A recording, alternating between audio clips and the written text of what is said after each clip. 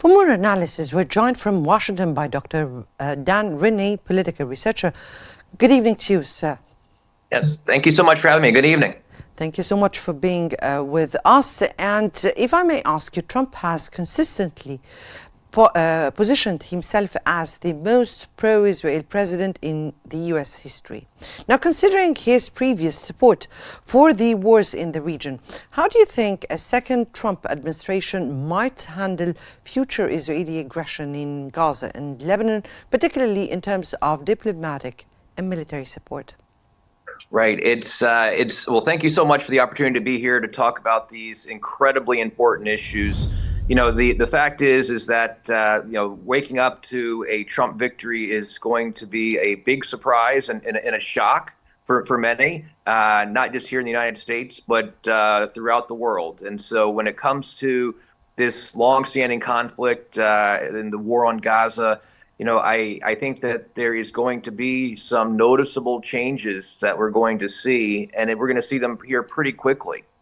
We do know that Trump has been a staunch supporter of Israel, but so has the current administration. So I don't think that we're going to see a whole lot of differences in terms of the U.S. support for Israel. But I do think that we'll see a little bit more support to solve the humanitarian crisis and try to find in Gaza and try to find a way to end some of the aggression, some of the war, some of the violence that we're seeing out there, because the American people have got a great fatigue when it comes to this war. And when we're seeing these images of the humanitarian crisis in Gaza, the continued attacks, the continued violence, and the lack of diplomacy and leadership that we've seen from the current administration, I think that having someone else come to the table for diplomacy will be a breath of fresh air for the United States and throughout the world. Dr. Rennie, as you said respectively here, that Trump positioned himself as a staunch ally of Israel, and his relationship with Israel has been a hallmark for his previous presidency. Now, however, his approach to Israel war in the Middle East has been less defined in recent months. Now, what is his stance on proposing a ceasefire plan to end the over a year now conflict? Yeah. Yes, I do hope that, again, being that supporter of Israel, the big issue here, though, that we need to look into is the fact that the violence in the war is something that Trump is not a big fan of. Trump wants to see solutions. Trump wants to see an end to the humanitarian crisis as much as he wants to see an end to the violence that's ongoing. What we've seen so far in the past several months, not just in the campaigns, but even in the White House and the State Department's leadership on this issue, is that the leadership has been woefully lacking. There hasn't been a whole lot of progress at all, and we've only seen escalations. Well, Trump is looking forward to coming in and bringing this down in intensity to try to find ways to stop the violence, to solve the humanitarian crisis, while still allowing everyone's right to exist. That really comes down to the key here. And the fact of the matter is that I think that we're going to see some new diplomacy, we're going to see some new leadership, and we're going to see support for an end to the violence and a solving of this humanitarian crisis, because that's in the best interest of everyone. If I may ask you again about the Middle East before I turn into another file, you said that we are going to see some new diplomacy, or a kind of diplomacy towards the issue. So what are we expecting, or what approach are we expecting towards the Middle East?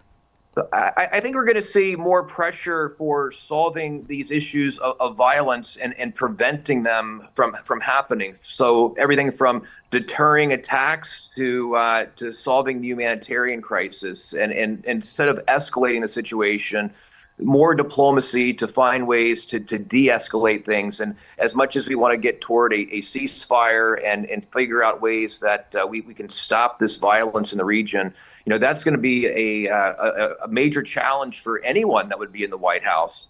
But so far with the current administration, we've seen no leadership. So any change, I think, is going to be for the better. And the more we see the pressure on all sides to stop the violence and to solve the crisis, the better. Indeed, we're all hopeful. Dr. Brunei, on Iran. Iran is a big file. There are reports suggesting that Trump might allow Israel to strike Iran's nuclear sites. To what extent do you think this could be possible? So I don't know, but at the same time, we can all kind of take a look and take a guess as to what the president has said and what his previous actions have been. I don't think that the Biden administration had much control over what Israel was doing. I mean, I think that they had some influence, but very little control or very little influence that was actually listened to.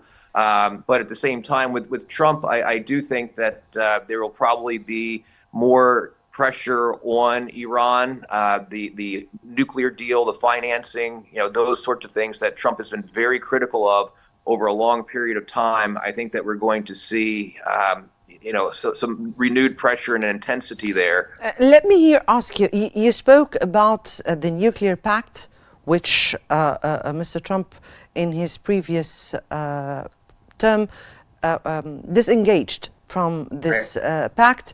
We're speaking about sanctions that were imposed on Iran in his first term. So do we expect any change this term, a kind of more engagement, more pressures? What are we expecting in this file of Iran? I think that we're going to see at least steps towards the way it was before under his first term. I think that there's going to be increasing financial pressures, increasing diplomacy pressures to prevent the funding of violence against Israel, as well as trying to find ways to de-escalate the conflicts in the region. So I don't know exactly how he's going to move forward here. There's going to be a lot of things that he's got to do, and the fact of the matter is that I don't think that there's any one action that is going to make any these problems solved overnight.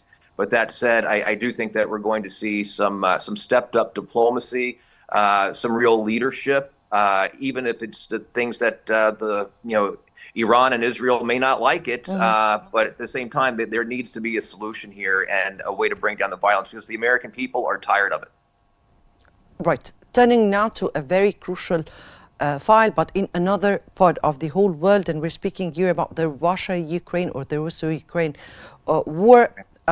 What strategic options does the Trump administration would be handling this crisis?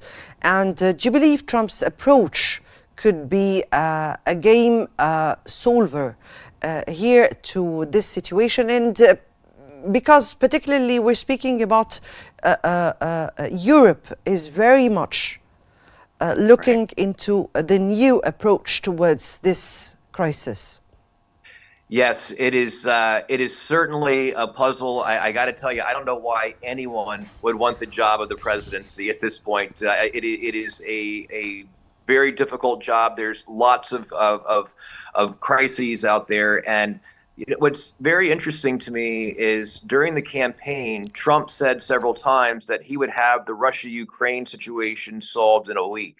I think that was probably a bit of wishful thinking, but at the same time, we don't know how he's going to do it, but I do think that he is going to put a renewed focus on getting that situation solved as well, because the American people in this situation are getting fatigued about sending billions and billions of dollars for this particular war. Now, I do think that there is value there. We have to protect allies in Europe. There's no question about that. But at the same time, there is a lot of frustration about the situation and its lack of an endpoint. Speaking about frustration, indeed, the Russian-Ukraine war did really affect the economies of the whole world. Now, when we speak about this very particular crisis, we have to look into the whole supply chains in the whole world, which was stopped for some times at the very beginning, and it did not retrieve what was ahead of this war. So, from your point of view, what kind of approach would Mr. Trump make in this very particular crisis that is really reflecting on the economies of the whole world? Right. Yeah, that's again a formidable challenge to say the least. But one of the hallmarks of President Trump and his mantra is finding ways to build prosperity here in America and ideally throughout the world. And so through his deal making and diplomacy efforts, I do hope that he can be successful in negotiating a solution that can make everyone go away and stop the fighting and find ways to build that prosperity for everyone, because just because one nation is doing well doesn't mean that the rest are going to do well. And that rising tide for all boats is something that I think that Trump can see value in, and finding ways to build the economies of the world, not just the United States, is going to be incredibly important. Right. We're now joined by Mr. Ashraf Singer from California. Dr. Singer, good evening to you, sir. Good evening. And thank you so much for being with us. And given the current Israeli escalation in Gaza and Lebanon, how do you anticipate the second term of Donald Trump would be influencing the U.S. foreign policy in the region, particularly this very particular area? Would his stand with Israel approach escalate or de-escalate the war? This is my concern because Donald Trump pledged to stop that violence in the Middle East, and he claimed himself he gonna to be as a peacemaker. We pray, we hope that he can really achieve this mission, where Mr. Netanyahu is still killing every human in Lebanon and in Gaza. So Trump, he claimed that is many times that is during his presidency.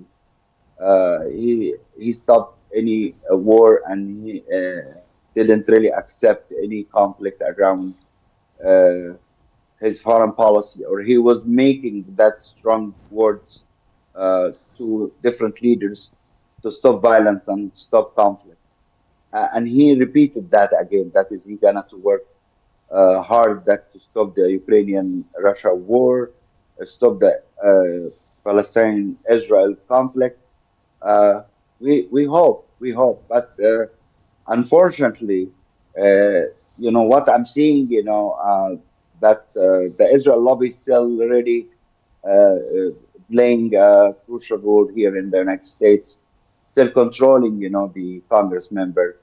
And my concern, if Trump going to be under the umbrella of Netanyahu and give Netanyahu the green light to keep escalating over time.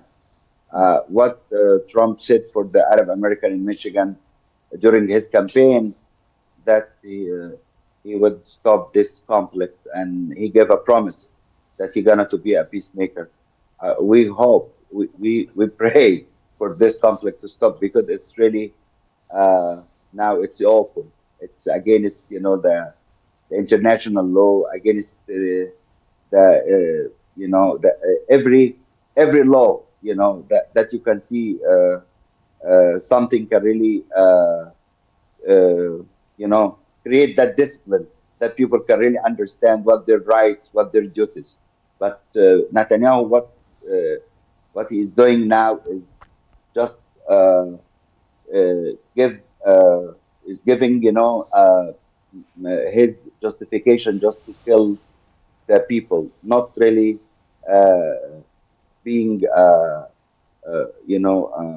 moving or being a civilian, a civilian man, to understand that is these people in Gaza, they needs to live, they need to live peaceful, not by that violent and using the arms, excessive arms of Israel to kill Palestinians and Lebanese. Indeed.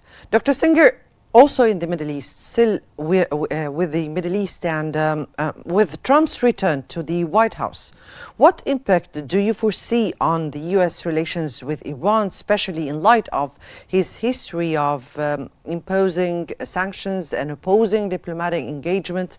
How do you expect the relations with Iran would be? I'm not optimistic, in that relation between United States and Iran because, the Democratic Party or Biden administration uh, was, I would say, was quiet or was trying, to bring Iran to negotiation, and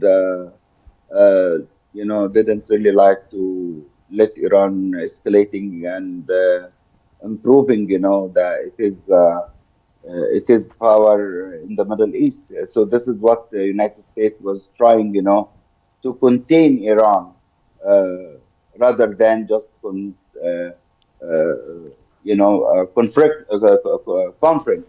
confronting Iran by escalating or increasing that level of tensions. I would say Trump will be on the opposite side. Trump gonna to escalate because I think what was in his mind when he came first time to the White House, that he wasn't really accepting Iran, and was really giving Israel all that kind of support, try to stop Iran, or stop its role in the Middle East as a regional power. So I'm not really optimistic about that type of relation or that kind of relation between United States and Iran in coming days or after Trump came comes to the White House and gonna to run the U.S. foreign policy. So I'm not optimistic about the Middle East, and unfortunately the situation it's not really peaceful. The situation there is it's gonna to be violent, and escalating will be the title of that That period. was not exactly what he said in his campaign. We don't know the abouts of Iran, of course, but we are aware of what he spoke in about the Middle East, and he said he wants to calm things down. If we turn to another file, which is the Russo-Ukraine war, and Trump has said that he will end the conflict between Ukraine and Russia in 24 hours in office. And reportedly, he had better relations with the Russian President Putin. So what leverage would he use to end this conflict, do you think? I think he cannot really control Ukraine and Russia at the same time. This is his way. That, as I mentioned, that is he presented himself as a peacemaker. But in reality, that conflict is very deep. It's not easy to stop it by just calling Putin or Zelensky. And it seems to me, from my best understanding, that is, the Ukrainian war is American war. So either Democratic Party or Republican Party, both of them, they are agreed to support Ukraine to the end, plus Europe too. Uh, I hope that he can really create that kind of environment of peace in that area. That is good for Russia, good for Europe, and increase that degree of stability over there. But it seems to me during Trump or coming days with Trump, I don't see that Trump can really control or can stop really that war because Putin, he has some valid points. Ukraine, they have some valid points, but both Actually, of them, they do not. Dr. Singer, he was very precise when he spoke about the Russia-Ukraine war. So I really want to understand how do you expect him not to be able to solve the Ukrainian-Russian war? It's a very simple because United States is not only the president. United States, in terms of sharing power, we have the Congress, we have the president, we have the Supreme Court too. But in terms of that exchange between president and Congress, American constitutions give the Congress, like privilege to stop the president in terms of some of his or her decision in international politics. Probably can really hurt or threats, the American interest. So my best understanding, running foreign policy or framing foreign policy is not only by Donald Trump or the next president. Waiting to remain, of course, to be seen. Briefly, both gentlemen, for both of you, Dr. Renee and Dr. Singer. Let me start with Dr. Renee. Do you think Trump will really change the shape of the world after his victory? What do you think, Dr. Renee? I think it's possible, but at the same time, the change takes a long time to take place, and there might be some changes in style. There's no question about that. Trump's style is one that is pretty brash and very direct. I think that we'll see him have some conversations that might get a little heated with various world leaders. His America First way of looking at things might turn off a couple of people on the world stage as well. But that said, he's got the deal maker, diplomat attitude at heart, and I do think that we can do some things here where we can get some progress made throughout the world. But it's going to take time. It's not going to happen overnight. Yes, briefly, in half a minute, Dr. Ashraf, what do you think? I think I agree with Dr. Renee completely that, there is lagging, between the current administration and the new administration. And that gap within that time, every partner can really do what he or she likes, in terms of executing his or her policy. But I'm repeating again, Trump is not the only one player in the U.S. foreign policy. Yes, we've got your point here, but unfortunately our time is out. So that was from California, Dr. Ashraf Singer, international relations expert, and from Washington, Dr.